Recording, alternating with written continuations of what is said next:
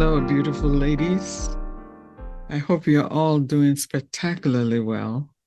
And I want to begin this conversation by expressing my gratitude for your presence, listening ear, and heart, for sharing this podcast with friends and family, and especially for sending us notes and comments as to how you feel about a particular sentiment expressed in our conversations. Thank you. In the last episode, I talked about stilling the mind. And if you have or are still working on it, what should your next step be? I want to share a couple of tips you can use to amplify your experience. This episode is about creating your own spiritual rituals and activities to sustain you. You may have heard that there are many paths to the goddess or finding your way home.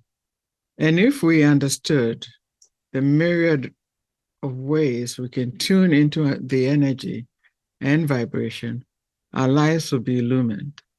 We can start by doing some of the simplest things that does not cost anything. To get some traction on our spiritual journey, we must first and foremost eliminate external conditions that control us, people, relationships, and work conditions that leave us deprived and or depressed. Any relationship that causes us to lose our peace of mind is not worth having. Not on this journey anyway. We will get into this topic on a deeper level later.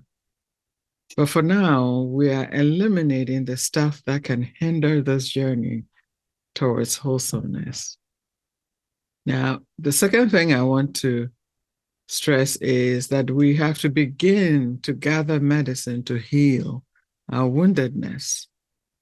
I've talked in earlier episodes about spending time in nature, being playful, finding humor daily, walking barefoot on the grass, for example, smelling the earthy scents and sounds of the rain. These simple steps can lighten us in ways that we may have forgotten. Now, the third practice or way is to practice love and happiness. We have to be intentional about practicing love and happiness. Each day, it can be very helpful to remember that we as humans all want the same thing. We all want to be happy. Everyone we meet and everyone we know wants to be happy. Everyone wants to be loved. There's no one who does not want love. Deep down, we all want to be loved.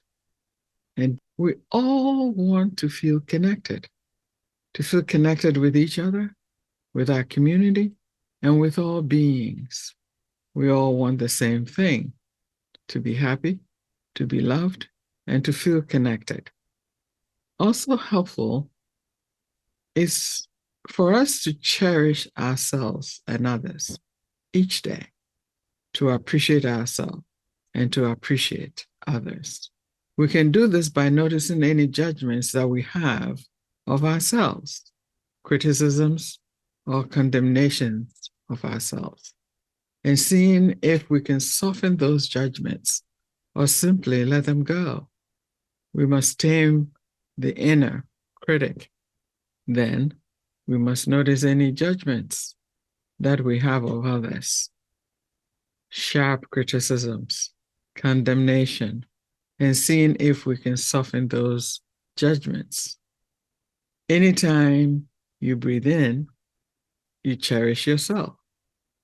Breathe out, you cherish others. Anytime you breathe in, you cherish yourself. Breathe out, cherish others. And during the day, extending that attitude to everyone we meet. We are all the same. We all want the same things: to feel happiness, to feel love, to feel connected.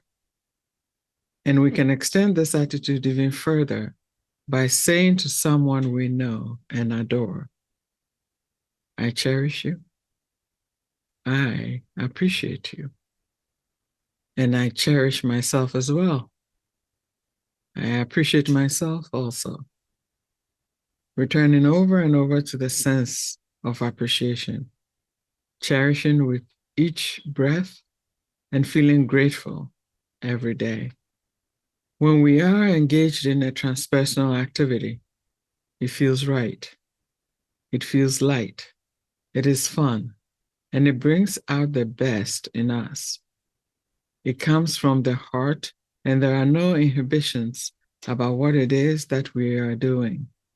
The process is wholesome.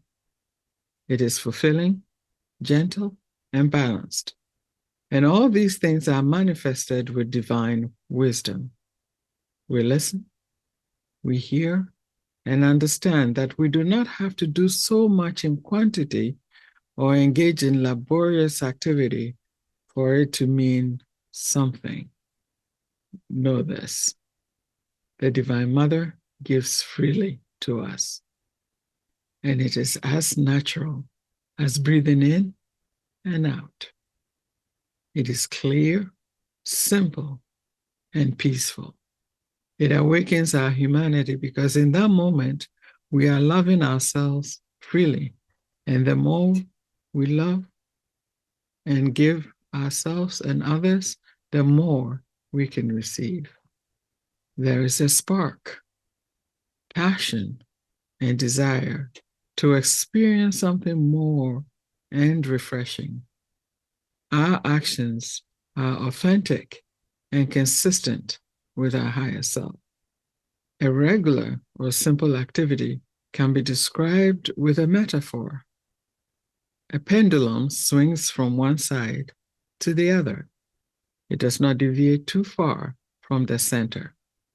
Often, however, regular activities can be packed with debris, forcing the swing to go too far right or left. And until the process is fine-tuned, the distortion of views, attitudes, and beliefs go through challenges as wide as the swing. This state and lack of balance should create a yearning to cultivate a state of inner balance and peace. Being in tune with nature, for example, should be a reference point. And once we have an experience of how good it feels there should be an automatic signal to take us back there.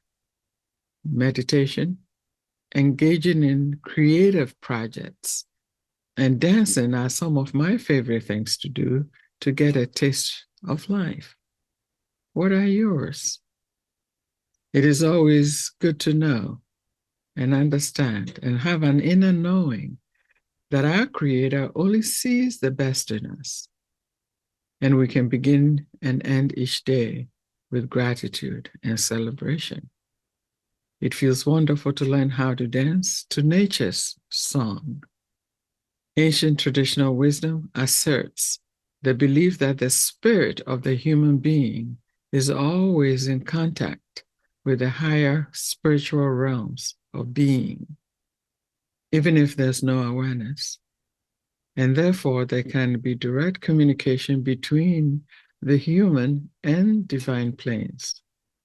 And it is this wisdom that assures us of infinite love and blessings once we dance to nature's songs. Thank you. And we invite you to send us your comments. Or if you want to work privately with me, do not hesitate to send me a note.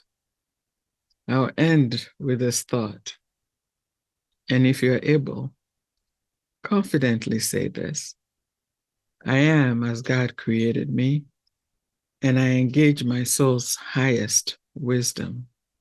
I am energy, I am power, and I am one with omnipotent life. And because of this, I know I am a woman of power and grace. Thank you, thank you, thank you. Go about your business in the next couple of weeks being just that, a woman of power and grace. And notice the transformations that occur.